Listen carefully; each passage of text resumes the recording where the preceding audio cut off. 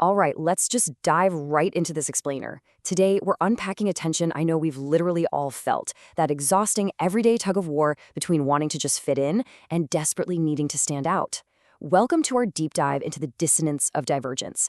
It's that heavy, invisible pull, right? You want to be your genuine self, but you also kind of just want to mold perfectly into the world around you. So, we're going to break down the architecture of this dilemma and map out the true, undeniable cost of individuality. Because really, we've got to ask ourselves, what is the actual price of being yourself? Which path are you on right now, and what exactly is it costing you? We tend to romanticize the whole stay true to yourself thing, like it's this peaceful, totally liberating journey with zero downsides. But reality? Yeah, it's way more complex, and honestly, a lot more demanding. Turns out, authenticity comes with a very specific invoice attached. So let's get into section 1. The pursuit of uniqueness. And right off the bat, wanting to be unique? Rarely a peaceful endeavor. The crucial point here is that striving for individuality doesn't just, casually result in a tiny disagreement. It actively invites conflict.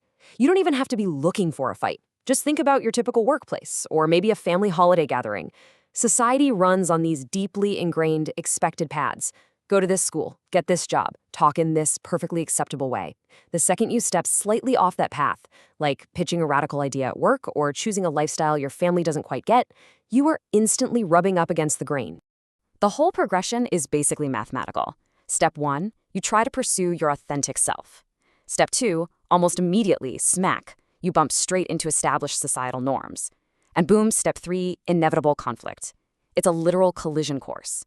You just cannot pursue true individuality without eventually hitting that solid wall of expectations. This pushback isn't a glitch in the matrix, it's a guaranteed byproduct of the process. So the real question becomes, how do you handle that resistance once you hit it? Which brings us to section 2, the internal dissonance.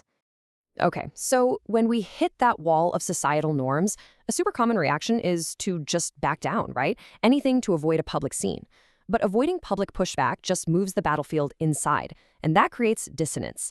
It's the internal turmoil you experience when you suppress your authentic self just to conform.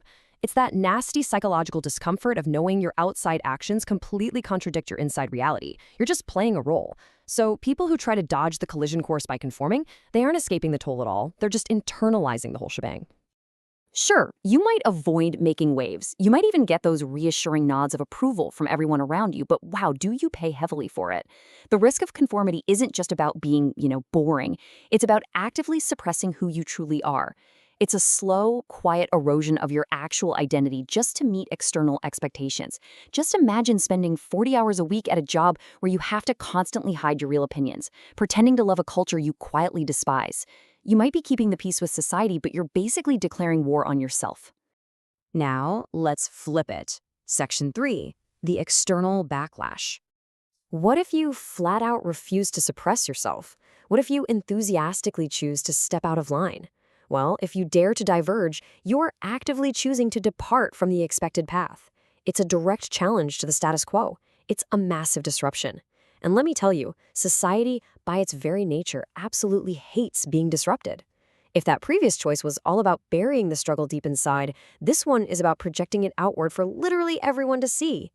Because when you don't conform, you're trading in that quiet internal turmoil for a very loud, very public argument. The external backlash is fast.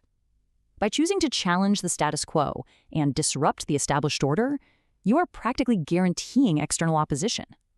I mean, think of any pioneer, any innovator, or even just a friend who boldly changed their life path against all conventional advice. What happened? They faced criticism, ostracization, or outright hostility. At this point, you're no longer fighting yourself. You are full-on fighting the expectations of every single person around you. And this brings us right to the absolute core dichotomy of our explainer today. It's this stark, unforgiving binary choice. Left side, internal turmoil by suppressing your true self. Right side, external opposition by challenging the status quo.